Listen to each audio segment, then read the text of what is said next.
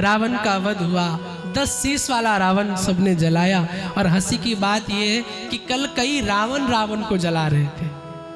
हाँ, रावण कौन है? 10 शीश माने ऐसा नहीं कि 1 2 3 आपके टीवी में दिखाया गया 1 सिर 2 सिर 3 सिर 4 सिर, ऐसे 10 शीश रावण के होते तो करवट कैसे लेता होगा, सोता कैसे होगा? 10 शीश कौन है रावण के? सबसे पहला शीश रावण का क्रोध का शीश है। जिसके जीवन में क्रोध है, छोटी छोटी बात पे जो क्रोध करना जानता है, भागवत की दृष्टि से वो रावण है। जिसके जीवन में द्वेष है, बदला लेने की भावना है, वो रावण है। जिसके जीवन में लोभ है, जिसके जीवन में संशय है, आलस्य है, ईर्ष्या है, निराशा है, काम है, अहंकार है, जिसके जीवन में छल है, वही मेरी दृष्टि में रावण है। और मत चक्कर में पड़ो कि 10 शीश कोई ऐसे आते होंगे। हाँ, और यदि ये आपके अंदर है तो मैं सच गारंटी के साथ कहता हूं, भले आपको कड़वा लगे, आप भी मेरी दृष्टि में रावण है। अगर आपके अंदर ये है और राम को पाना चाहते हो तो पहले इसमें बैठे 10 शीश वाले रावण को मारो, राम राज्य स्वतः स्थापित हो जाएगा। पहले यहाँ के रावण को तो मारो। कल रोड पर देखा बड़े बड़े रावण जलाए जा रहे थे। बाहर के कागज के रावण जलाने से क्या फायदा है? असली रावण तो यहाँ बैठा है, इसको मारो ना। कलयुग बैठा मार कुंडली, जाऊं तो मैं कहा जाऊं, अब हर घर में रावण बैठा, इतने राम कहां से लाऊं, इतने राम कहां से लाऊं। हृदय में छुपे रावण को मारो। भगवान को पाना ज्यादा कठिन नहीं है। हाँ, आजकल धर्म के कुछ ठेकेदारों ने भगवान को बड़ा कठिन बता दिया। बोले ये करके आओ तब भगवान मिलेंगे। कई कहते हैं ऐसा काम करो तो भगवान मिलेंगे। कोई बोला 40 दिन तक भूखे रह के और वो पैर के बल उधर जाओ तब भगवान मिलेंगे। अच्छा, भगवान से हमारा रिश्ता कैसा है? हम क्या बोलते? तुमेव माता च पिता तुम्हें, मेरे माँ बाप तुम ही हो। और कभी आपके पापा जी आपको बोलते कि मुझसे मिलने के लिए पहले 10 बार नहा के आओ, 3 बार गंगा जी जल छिड़क के आओ? बोलते कभी? मेरे तो बोलते नहीं, आपके बोलते हो तो आप जानो। तो जब राघव मेरा पिता है, कृष्ण मेरा परमेश्वर है, तो उससे मिलने के लिए इतना ज्यादा झंझट क्या? कृष्ण बहुत सरल है, उसको बताने वाले कुछ ठेकेदारों ने कठिन बता दिया। भगवान को पाने का सबसे सरल उपाय, हाँ, स्वयं भगवान कहते हैं, वाणी गुणान कथनी श्रवणो कथाया हस्तौ च कर्म सुमनस्तव पादयोर्न स्मृत्यां शिरस्तव निवास जगत् प्रणामे दृष्टि सतां दर्शनेस्तु भवत तनु। भगवान को पाने का पहला पॉइंट, वाणी गुणान कथने। आपकी जो सुंदर वाणी मिली है ना, जिससे आप बात करते हो, ये किसके लिए होनी चाहिए? भगवत गुणान बात के लिए, भगवान की चर्चा के लिए। पर हमारी आपकी वाणी किसके लिए हो गई है? चुगली करने के लिए। वो पता है जी, उनकी बहू ऐसे बोल रही थी।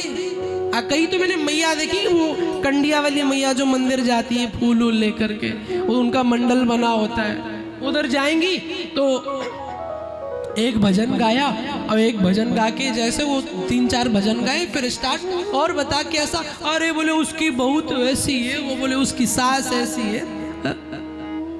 नहीं नहीं नहीं, वाणी गुणान कथने श्रवणो कथाया। आपको वाणी भगवान ने केवल दी है तो भगवत चर्चा के लिए, भगवान संबंधित भजन गाने के लिए। पर सच कहूं, मैं मेरी माताओं से भी निवेदन करूंगा, बच्चों को भी लाओ। आजकल किसी से पूछ दो कि भजन सुनाओ कोई, तो ही शर्म आती है, ना जी महाराज जी याद नहीं है, हा? और वो 4 बोतल वोट का वो सभी को पता होगा, हाँ, भजन नहीं याद है। क्यों? क्योंकि वाणी गुणान, वाणी बनी थी भगवत चर्चा के लिए, लेकिन हम तो ले गए उधर थोड़ा सा। अब यहाँ तो सारे भक्त बैठे, मैं नहीं जान सकता कौन कैसा है। फिलहाल तो कथा में जो आए वो भक्त ही आते हैं, और तो कोई आने की क्षमता भी नहीं है, क्योंकि भगवान स्वयं कहते हैं जनता जिसको इलेक्ट करती है वो बैठता है विधानसभा में, और जगदीश जिसको सिलेक्ट करता है वो बैठता है कथा पंडाल। तो यहाँ तो सारे भक्त बैठे, पर आपने देखा होगा आजकल के बच्चों से पूछो, हाँ बेटा एक भजन सुनाओ, सो ही शर्मा जाते हैं। हाँ? और वो गाना आ जाए ना, सैया रहते जमुना पार, वो जमुना पार सबको पता है, पर ठाकुर जी का भजन नहीं पता किसी को। नहीं नहीं, वाणी भगवान के गुण के लिए होनी चाहिए। और केवल वाणी नहीं, आपकी केवल एक इंद्रिय नहीं, श्रवणों कथायाम, कथा श्रवण किसके लिए होने चाहिए?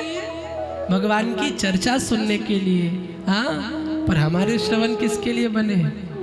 वाणी तो चुगली करने के लिए हो गई, और श्रवण कई लोग बोलते महाराज जी मैं चुगली करता नहीं हूँ, बिल्कुल नहीं। वो सुनते बड़े चाव से, हाँ जी ऐसा हुआ जी, है ये मेरे बारे में ऐसा कह रहे थे। नहीं नहीं नहीं, आपके श्रवण भी हरि चर्चा सुनने के लिए हो। और केवल श्रवण नहीं, आपके हाथ किस चीज के लिए हो? भगवान की नित्य सेवा के लिए। कोई भी आपकी एक इंद्रिय खाली रही, पाप आपके अंदर उसी इंद्रिय से प्रवेश कर जाएगा।